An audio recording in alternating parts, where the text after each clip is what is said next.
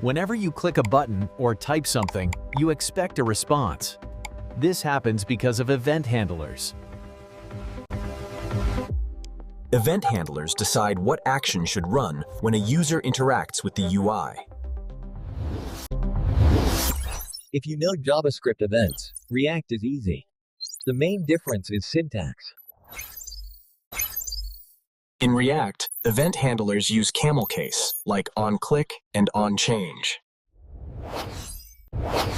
Instead of strings, React passes functions directly to event handlers.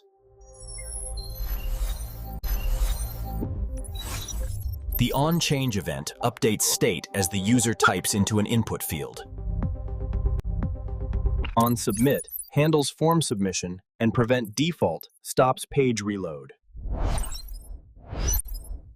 In short, React event handlers make your UI interactive and predictable.